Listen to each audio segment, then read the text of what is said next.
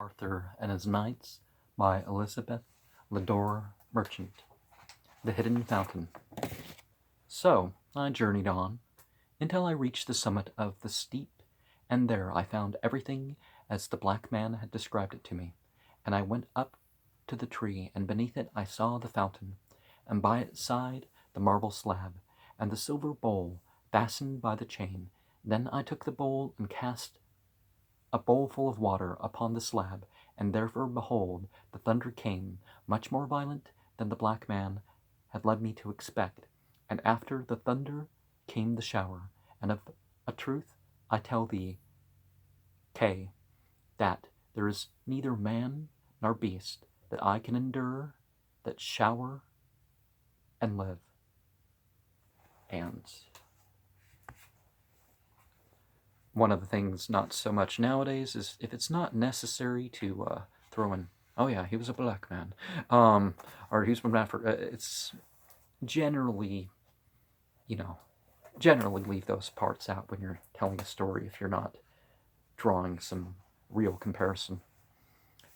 You remember that Sir Gawain had been the first of the knights to follow the Round Table, to leap upon his horse and follow the fairy hunt.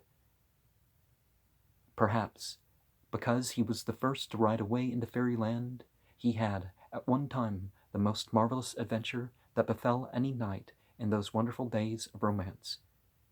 It all came about through another knight, Sir Kay, who told a story of a hidden fountain, which he said was to be found beyond the waters of the sea, bubbling up among the masses in the very heart of another enchanted forest called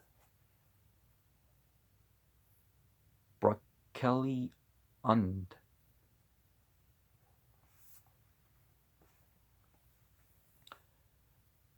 Procelion. I'm not sure how one's supposed to pronounce it. I don't think you say the E at the end. There were strange tales related of this fountain, of its magical waters, its ferny secrets, the mysterious white marble slab upon its brink, and the fairy birds that sang in the blossoming thorn trees set round about it. Whoever could make his way to the fountain would be sure of the finest adventure in all the world.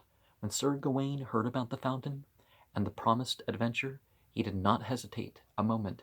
He took ship to Brittany, and took his horse and his armor with him. When he landed, he mounted and rode away over the moors, through the villages, until he reached Brocelion. The enchanted part began in a valley, which was the loveliest valley in the world. Every kind of wild flower grew there, and a sparkling stream splashed and bubbled amidst the sunlit stones. Sir Gawain followed the stream until he reached a castle, which shone like silver, while below it splashed a waterfall in which its bright towers were reflected. At the door of this castle stood two beautiful boys, dressed in yellow satin, with golden crowns on their heads and gold shoes on their feet, gold daggers in their belts, and white ivory bows in their hands. When the sound of Sir Gawain's horse travelled up to the castle windows, and a tall man, also dressed in yellow satin, came out of the door and advanced to meet the visitor, Sir Gawain, springing from his horse, bowed very low indeed, for he knew that the adventure had begun. The man in the shining robe led Sir Gawain into the castle, where 24 maidens sat in a row, embroidering 24 beautiful cloths. 6 of the maidens took Sir Gawain's horse, 6 carried off his armor to clean it, and 6 took away his travel-stained clothes and brought him a robe, silk-lined and shining and soft. The remaining 6 waited on him with silver bowls full of clear water and fine damask towels of green and white. Then they spread a delicious feast for him, and the man in yellow satin asked him where he was going. When Sir Gawain replied that he was going to the magical fountain in search of high adventure, the man in yellow satin seemed delighted to have met so brave a knight. He ordered Sir Gawain's horse to be brought round, and showed him the path that would take him where he wished to go. Sir Gawain rode off bravely in his bright, newly burnished armor, and presently came to a sheltered glade, with a mound in the center, where sat an enormous black man, with only one eye set right in the middle of his forehead, holding an iron club in his right hand. Around this ugly black giant were grouped 1,000 wild animals, stags and boars, lions and tigers, serpents and dragons. Sir Gawain was very much startled, but he spurred his horses on through the crowd of fierce, growling beasts, and, riding straight up to the one-eyed black giant with the club, asked him, with a great air of boldness, the way to the fairy fountain, where a wandering knight could find the highest of all high adventures. The great black giant scowled at him with his one eye, but answered the question. If Sir Gawain would ride a little farther down the valley, he would see presently the tallest, greenest tree he had ever seen in his life. Under this tree bubbled the fountain, and by the side of the water was a white marble slab. On the slab was set a bowl of silver, fastened with a silver chain. Any knight who was brave enough to fill the silver bowl with water from the fountain, and then to pour the water over the white marble slab, would soon find himself in the middle of an adventure surprising and dangerous enough to satisfy the most courageous man in the world.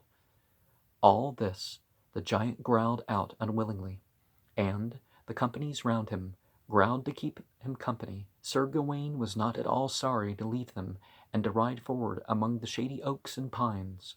Presently he saw the tall and beautiful green tree of which the big and black man had spoken, and there, at its foot, half hidden by feathery ferns and plumes of meadow sweet, were the white marble slab, the silver bowl, and the glimmering water of the fairy fountain. Sir Gawain dismounted, and without a moment's hesitation took the silver bowl, filled it with water, and poured the water over the white marble. Now, what does all this symbolize?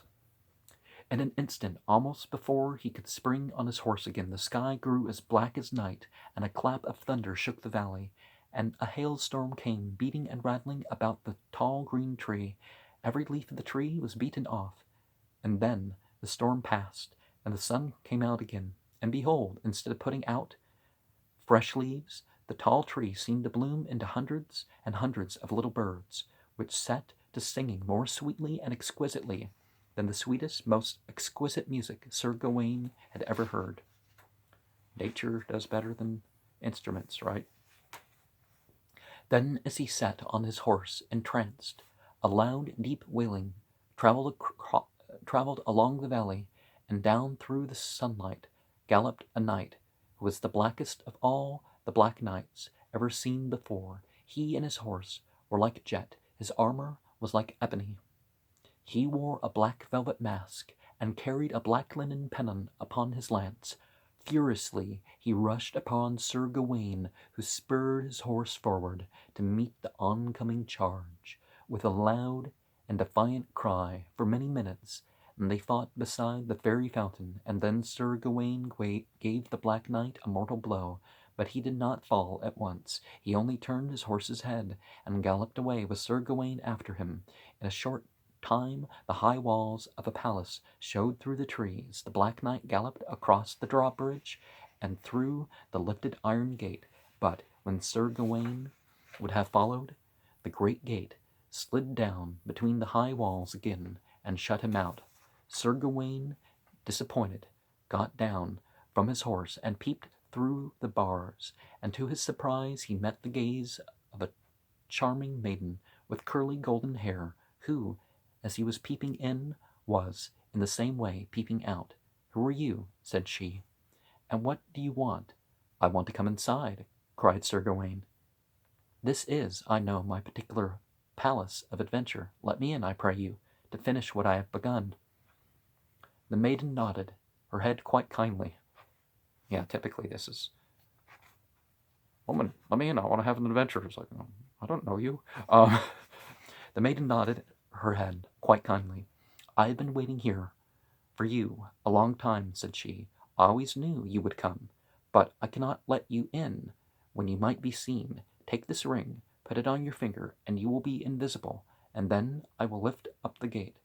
So Sir Gawain put on the ring and became invisible, and the maiden lifted up the gate and admitted him. He went inside, leaving his horse to feed on the nice, fresh grass outside. The maiden, who he saw now, was dressed like a page, in pretty boyish clothes, bade him follow her, keeping his hand upon her shoulder, for not even she could see him while he wore the ring. She led him to a wonderful, gilded and painted chamber, where he took off the ring, while the maiden kindled the fire, spread a silver table with golden plates, and gave him a delicious supper. When he had finished, she bade him listen to the sounds of wailing that were coming up from below. The lord of the castle is dead, said she. He was the Black Knight of the Fountain, and has died from your blow. But it was always told that his lady should marry one of Arthur's knights. You must be he. Yes, I must be he, cried Sir Gawain. This is my high adventure. I know, fair maiden. Let me see the lady. Peep through that little grating, and you will see her in the hall below, said the maiden, preparing to clear away the golden plates.